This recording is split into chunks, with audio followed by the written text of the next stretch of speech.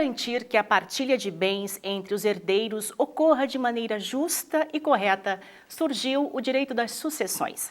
Previsto no Código Civil, é a regulamentação do processo de transferência do patrimônio de um indivíduo após a sua morte aos seus herdeiros. Essa área do direito trata de temas como herança, inventário e sucessão.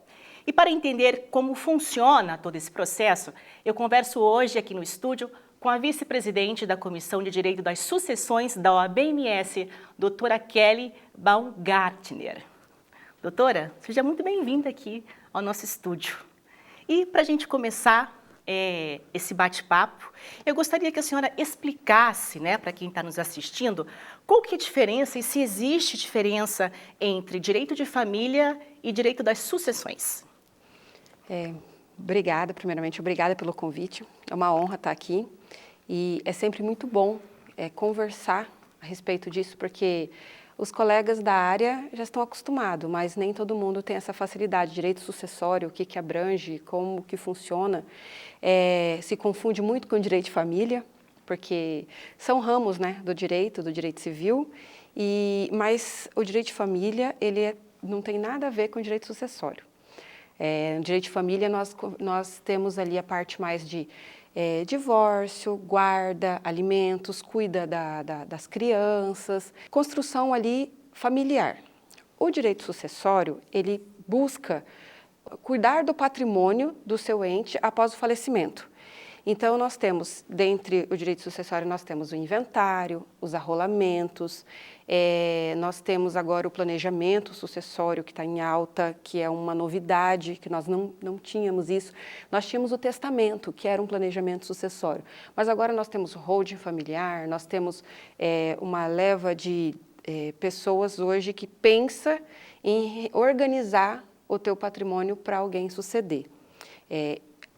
O direito sucessório em si, ele cuida disso, do patrimônio após o falecimento e como que vai ser essa divisão, essa partilha de várias formas. Ou um inventário judicial, ou um arrolamento, um extrajudicial, ou um testamento. São essas ferramentas que nós temos de direito sucessório e que hoje em dia está sendo muito utilizada. Doutora, e assim, é um momento em que a gente não se planeja, a gente não se programa para isso. O direito está lá, ele existe para isso, como ele mesmo diz, sucessório, de sucessões, de suceder, mas é algo que a gente não sabe como lidar, a não ser quando acontece o falecimento de uma mãe, de um pai ou até mesmo do seu cônjuge. Explica para nós, doutora, como que funciona todo esse processo. Então, por exemplo, morreu alguém, o meu marido ou meu pai e minha mãe, como que funciona essa questão dos direitos, Você falou que a gente não se planeja, Realmente, não planejava. Hoje em dia já tem uma visão diferente. Hoje tem muita gente já planejando. Mas o que eu sempre falo, que o direito sucessório é como a lei, ela traz a forma muito clara como isso vai ser dividido. As pessoas falam assim, eu não sei por que o inventário demora tanto. Não, o inventário não precisa demorar muito, pelo contrário. A fórmula matemática do inventário está na lei. O que acontece são alguns dissabores entre os herdeiros, alguns probleminhas, às vezes de dívidas. Nós temos também, às vezes, a divisão de patrimônio, porque você está sucedendo o patrimônio de uma outra pessoa e, às vezes, você vai suceder com irmãos, você vai dividir patrimônio com uma meieira, uma esposa que não é sua mãe. Então, aí surgem os conflitos. Mas a lei, ela traz a forma correta. E o que a gente sempre tem que observar quando vai pensar no inventário, no arrolamento, no pós, antes do planejamento, essa pessoa era casada? Qual era o regime de casamento? Tem herdeiros? Tem descendentes? Tem ascendentes? Tem colaterais? Então, é isso que vai determinar a forma que vai se suceder. Hoje nós temos um padrão de família muito diferente. Por isso que nós temos tantos conflitos. Exatamente. E o direito, ele se molda de acordo com a sua atualidade, E o direito de sucessões também. Doutora, como que funciona essa ordem sucessória, dos herdeiros? você me perguntou de herdeiro, então vamos pensar só nos herdeiros. Vamos esquecer neste momento o regime de casamento para saber se tem uma meieira, se essa pessoa, esse cônjuge vai entrar também como herdeiro. Então tudo isso é decidido, quem decide é o regime de casamento, tá? Vamos falar então dos descendentes. Geralmente na linha reta que nós falamos, os primeiros descendentes são os filhos. Quem vai suceder serão os filhos. Não tendo filhos, os ascendentes, são os pais do cônjuge da pessoa falecida, serão os pais. Não tendo os pais, seriam os colaterais, que seriam primos, sobrinhos, são as pessoas que estão não está na linha reta. Mas tudo isso tem muito a ver, que nem eu te falei, com a parte se existe o cônjuge, conforme é a situação desse casamento, e aí você vai saber para onde que vai todo, mas sempre levando em consideração primeiro os descendentes, são os filhos, os ascendentes, os pais e os colaterais, que podem ser sobrinhos, tios e assim por diante. Pelo que você está falando, doutora, a questão do regime do casamento manda muito como que vai ser todo esse processo. Trazendo um caso concreto, né, que eu acho que é bacana para que as pessoas entendam num caso concreto, como que se aplicaria isso na prática, por exemplo, um regime de comunhão parcial de bens, que é o de praxe, né, que a maioria da população brasileira hoje se encontra, né, nesse regime. Hoje em dia, se você não colocar, já vai vir a comunhão parcial, né? Então, a comunhão parcial, todos aqueles bens adquiridos na constância da união, do casamento, o cônjuge será meieiro. Então, vamos supor se eu tenho uma esposa e eu tenho 2 filhos e venho a falecer, né? Ou ao contrário, sou marido e 2 filhos. Esse cônjuge que fica sobrevivente vai ser meieiro de todo o patrimônio e os 2 filhos que ficaram serão herdeiros. Esses outros 50% será dividido em 25% para cada um.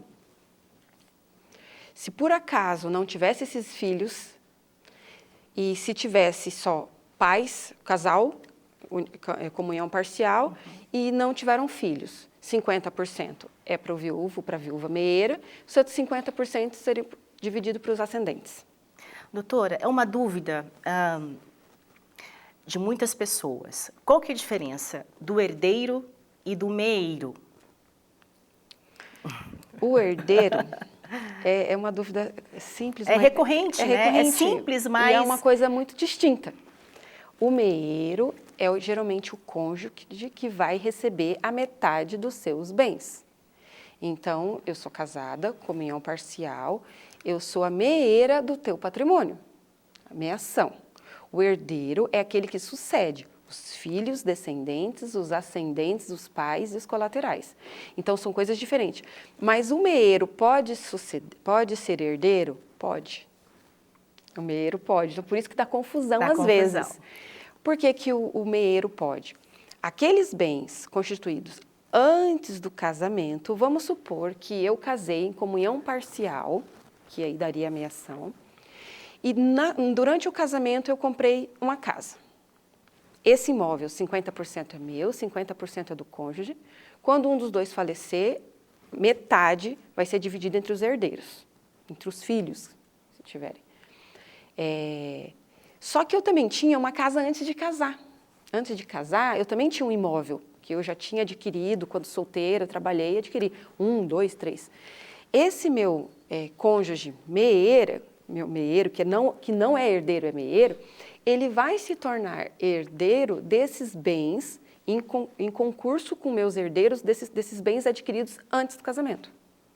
Então, se eu tinha 2 filhos, os meus bens adquiridos antes do meu casamento não vai ser dividido só para os 2 herdeiros, vai ser dividido entre 3 herdeiros, o meieiro e os 2 herdeiros.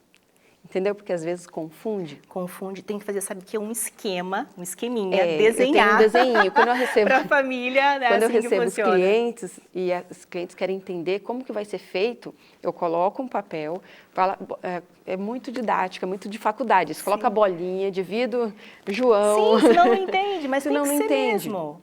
Nós estamos conversando aqui, muitos profissionais, muitos colegas já estão acostumados com isso, mas também vai ter alguém vai ter acesso a esse conteúdo de pessoas que não é da área do direito.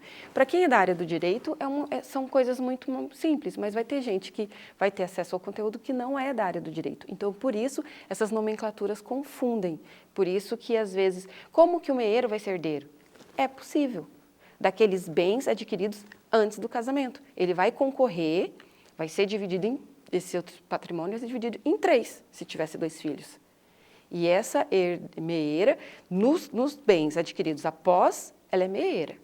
Nos bens adquiridos antes do casamento, ela é herdeira. Ela é herdeira. Doutora, nós sabemos que o sistema judiciário é muito moroso, né? E em relação a inventários, tem inventários de anos, né? 10, 15, 20 anos. Mas existe também uma forma mais rápida e mais prática. Depende de como está essa relação entre os herdeiros, né? Se não houver litígio, dá para a gente tocar de uma forma mais rápida e mais célere, que seria um inventário extrajudicial. Então, eu gostaria que você explicasse para nós qual que é a diferença entre o inventário judicial e o extrajudicial.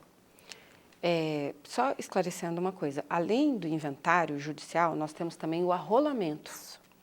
E só para distinguir uma coisa da outra, o arrolamento é quando você tá tudo certinho. Exemplo, o que é tudo certinho? Não tem dívidas, os herdeiros já estão de comum acordo. Você vai apresentar para o juiz já a ameação, a herança, o patrimônio, tudo já conforme para ele homologar a partilha. Como? Através do arrolamento, que seria um procedimento sumário do inventário, um procedimento rápido do inventário. Judicial, estamos falando.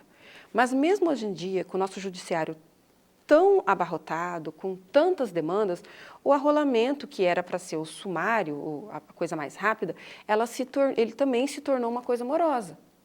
Então, o que nós temos de ferramenta hoje, que é uma ferramenta muito útil, e se os colegas advogados soubessem o quanto é útil, eles usavam mais, que é o inventário extrajudicial, que nada mais é de um arrolamento que é bem mais tranquilo, célere, feito em cartório, por instrumento público, por escritura.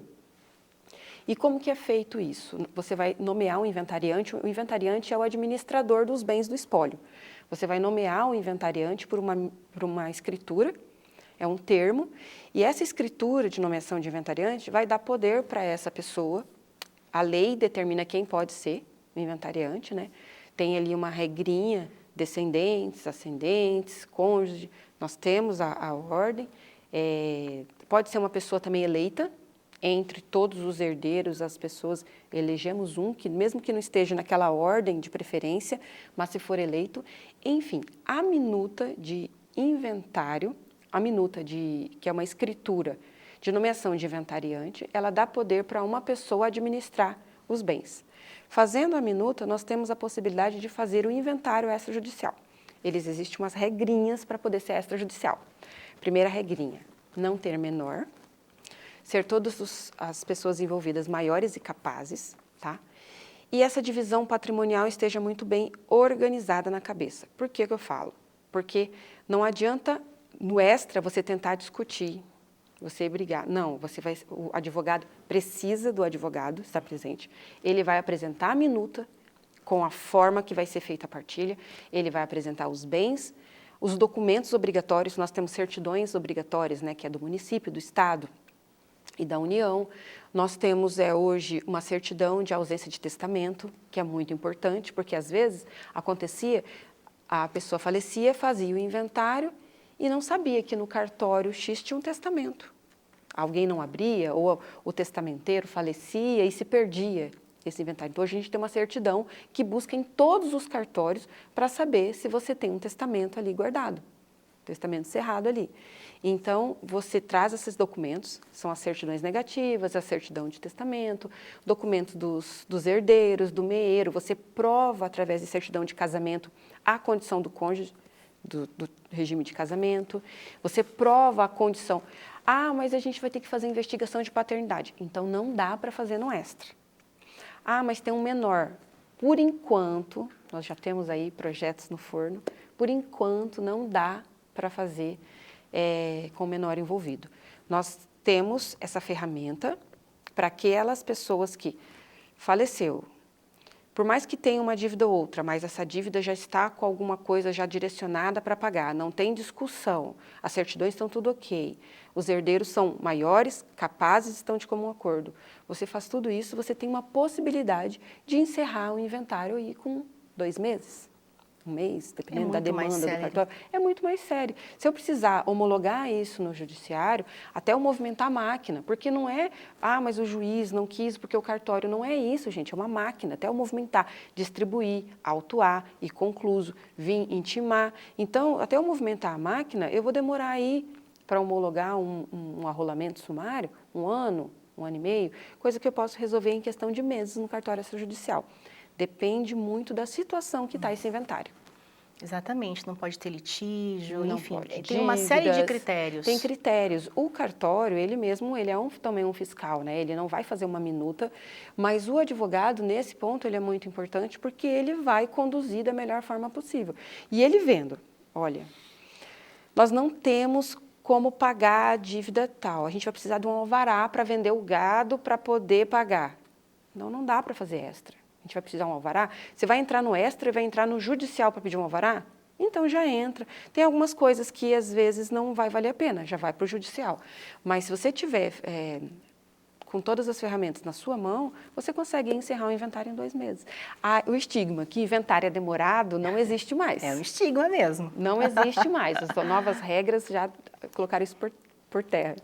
Doutora, é um assunto amplo, né? Assim, tem várias nuances que nós não podemos trazer aqui, porque não tem tempo, né? Porque existe também diferença de testamento, tem vários testamentos. Tem a questão do planejamento também sucessório, que eu queria muito falar, mas eu vou ter que chamar o intervalo para a gente poder falar um pouco das ações da comissão também. Tá bom? Certo, estou à disposição. Nós vamos para um breve intervalo e no próximo bloco nós vamos falar sobre as ações da Comissão de Direito das Sucessões da OAB-MS. O programa OAB em Debate volta em instantes.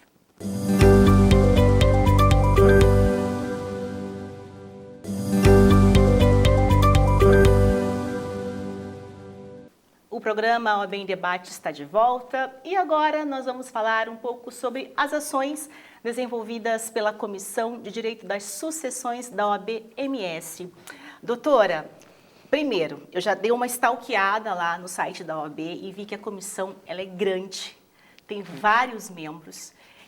Qual que é o trabalho, né, realizado pela comissão atualmente? A comissão, eu falo que ela é a ponte. Né? O que seria a ponte? Nós temos vários advogados que atuam na área de direito sucessório e nós temos várias demandas, no sentido assim, nós estamos falando de demora, né, do judicial, do extrajudicial. Tal processo não está andando, tal vara está com um fluxo muito grande. Então, assim, primeiro a gente faz uma reunião ordinária por mês, a diretoria, que nós somos em 4, e os membros. Nessas reuniões, o que a gente tenta? Trazer inovações, discussões a respeito de vários assuntos. Exemplo, nós estamos falando de inventário extrajudicial. Nós temos uma possibilidade aí, um projetinho em parceria com o tribunal, em parceria com os notariados, em relação a aceitar a gente colocar o Ministério Público como fiscal, conforme ele é o fiscal no inventário judicial, quando tem menor, chamar o Ministério Público como fiscal para ele atuar da mesma forma que ele atua no judicial, mas no extra, quando tem menor envolvido o inventário. Como assim? Nós somos 3 filhos, um filho é menor de idade. Esse processo extrajudicial que está no cartório, essa ata, vai para o Ministério Público, eles vão dar o parecer, eles vão verificar da mesma forma. Isso é possível hoje? Não é possível. O que a comissão fez? Seria interessante? Seria muito interessante, porque nós teríamos um aumento de processos no extra, diminuindo, desafogando o judiciário. Isso é bom para os advogados, isso é bom para a sociedade, isso é bom para o judiciário. Então, o que nós fizemos? Reuniões, debates de quanto seria importante isso para melhorar para toda a classe. Bom, é importante? Tá bom, vamos levar essa demanda. Então, o que eu falo de ponte? Nessas reuniões que nós temos com os membros, nós trazemos as aflições, os problemas, as possibilidades, as ideias de melhora. Uma das coisas que nós discutimos, não só na reunião da comissão, mas surgiu a novidade que nós temos, que hoje está na moda, a holding familiar. Né? Temos vários colegas que sabem que tem a holding, mas ainda não está muito familiarizado com o assunto. Vamos chamar um palestrante para conversar sobre esse assunto. Então, eu falo, é a ponte, conhecimento com os colegas advogados, ponte, colegas advogados com Tribunal de Justiça, com magistrados. Vou fazer uma interrupção, porque eu fiquei curiosa. Quando você fala da possibilidade no inventário extrajudicial ser feito mesmo tendo menor. Visto que é uma previsão no Código Civil isso, né? Como é que mudaria? Valeria apenas para Mato Grosso do Sul? E assim, não existe... E é possível regionalizar isso? Sim, já tem estados que pode. Porque assim, a gente faz os provimentos, né, de como que vai ser, os decretos de como que vai ser. O extrajudicial ainda não pode, nós não temos ainda essa norma que autoriza menor. Nós temos a vontade, então eu falo como que a comissão trabalha, junto com uma força-tarefa, junto com o Tribunal de Justiça, junto com os notariados, junto em conversas, reuniões, como seria feito isso, de uma forma para que isso seja normatizado, né, seja autorizado. A gente tem que levar isso, os colegas advogados, o que eles pensam disso. Então, nós hoje não podemos fazer inventário com menor envolvido, mas temos aí um projeto em discussão de que sim. Importante ressaltar, doutora, que o trabalho de quem está na comissão é um trabalho voluntário.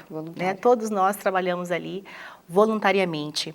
E não só para a advocacia, o trabalho realizado pelas comissões também ultrapassa os muros da OAB. Tanto que, em uma das ações da comissão, vocês conseguiram reduzir a aplicação de uma multa, isso, doutora? Houve... Em conjunto, ITCD, né, com várias frentes, a comissão também atuou. Nós tínhamos um problema no inventário extrajudicial, que nós tínhamos um prazo para apresentar a documentação e encerrar sob pena de multa. E nós conseguimos alterar essa multa, nós conseguimos alterar esse prazo hoje, assim que é feita a ata da nomeação do inventariante, essa multa já é suspensa. Então, hoje, não tem tantos advogados, não tem tantos clientes pagando multa, porque nós conseguimos mudar a forma de aplicação dessa multa. Nós tivemos também, junto à Secretaria de Fazenda, e aí foi uma parceria, OAB, Comissão, Governo do Estado, Secretaria de Fazenda, Comissão de Direito Tributário, a forma da isenção. Até um tempo atrás, bens até R$50 mil, vamos supor, você tinha um patrimônio a inventariar e o seu patrimônio dava 50 mil. Até R$50 mil era isento de ITCD. Então, você fazia o inventário, partilhava e não pagava ITCD. Mudou. Hoje, o valor é até R$100 mil. Então, se o seu patrimônio for até R$100 mil, você é isento de pagar ITCD. Essa mudança é recente, doutora? Essa mudança é recente. E essas mudanças que a gente consegue no âmbito estadual para o nosso estado. Regras de ITCD, cada estado tem o seu. Exatamente. Tá? Multas, alíquotas, cada estado tem o seu. Então, a OAB está atuando sempre nessas frentes? Sim, porque é interessante para o advogado, é interessante para o meu cliente, é interessante para a sociedade. Né? Nós tivemos aí mudança de forma de cálculo de multa, nós tivemos aumento da faixa de isenção. Então, tudo isso é a comissão. E aqui você falou, de forma voluntária. Mas é gratificante, porque você vê as coisas acontecendo. Né? É bom, é gostoso você ver o resultado disso tudo. E é para melhor. Então, são parcerias que a gente faz, a OAB, com tribunais, com magistrados, com o governo, que você vê dar certo. Porque a sociedade, às vezes, é que sofre. Né? E nós somos o instrumento. Os advogados. E para a gente fechar aqui o programa hoje, doutora, nós teremos aí um grande congresso de direito das sucessões, né? Já no forninho. Sim, está no forninho. É dia 28, 29 de setembro. Dia 28 à noite nós vamos receber a doutora Regina Beatriz, que é uma excelente professora, com uma palestra maravilhosa. E vai ser dia 28 à noite, 29 na parte da manhã e 29 na parte da noite. Nós teremos um total de 7 palestrantes. Muita gente de fora, muita gente de responsabilidade, muita gente com muito conteúdo. Hoje nós temos muito digital, né? Tem muitos advogados digital trazendo informações. Nós temos uma representante aí do mundo digital então nós temos 7, temos magistrados, um magistrado atuante, um ex-magistrado. Nós temos aí são 7 palestrantes de peso que vai trazer muito conteúdo bom, muita novidade, as inovações, as coisas que estão acontecendo. Direito sucessório está no momento, a cabeça da população mudou e esse congresso ele traz muita coisa boa. Quem é da área, ou até mesmo quem não é da área, é bom, é interessante, escreva, é gratuito. Isso que eu ia perguntar, onde que faz inscrição? Nossa comissão, nós estamos no Instagram, Sucessões OAB-MS, tem o link para inscrição, é de forma gratuita. A ESA, que é parceria, esse congresso é da Comissão de Direito Sucessório, em parceria com a ESA, também no Instagram, no site da ESA, nós temos o link para inscrição. Gera certificado, alunos, gera hora atividade, os alunos os acadêmicos... A gente adora isso. Adora, gera hora atividade e os assuntos são atuais. É gente que está aí atuando, é gente que está trazendo coisa muito boa. E o congresso vai ser um sucesso. Ai, doutora, obrigada pela sua participação. Quero aqui agradecer também ao doutor Túlio, que é o presidente da comissão, mas não pôde estar presente, mas veio aqui muito bem representado, né, pela sua vice. E muito obrigada por dividir conosco todo o seu conhecimento, né, acerca de um tema que faz parte do nosso dia a dia, né, doutora? Faz parte da vida de todo mundo, ou, né, ou da morte de todo. Alguém vai ter que passar por isso em algum momento, né, ou como esposa, ou como filho, ou como enfim. Então, é um assunto que realmente ele mexe com um pouquinho de cada um. Se você não tem, neste momento, conhece alguém que está precisando ou que precisa de um planejamento ou de uma orientação nessa área. Obrigada. Então, hoje a gente discutiu aqui, trouxe para vocês em debate a importância, né, de um planejamento sucessório. Hoje nós conversamos com a vice-presidente da Comissão de Direito das Sucessões da OAB-MS, que explicou um pouco como funciona esse processo de transferência do patrimônio de um indivíduo após a sua morte aos seus herdeiros. O programa OAB em Debate é uma parceria com a Assembleia Legislativa do Estado de Mato Grosso do Sul e traz as ações realizadas pelas mais de 100 comissões da OAB-MS. Para mais informações acerca dos trabalhos, né, realizados pela OAB, acesse o nosso site oabms.org.br. Até breve!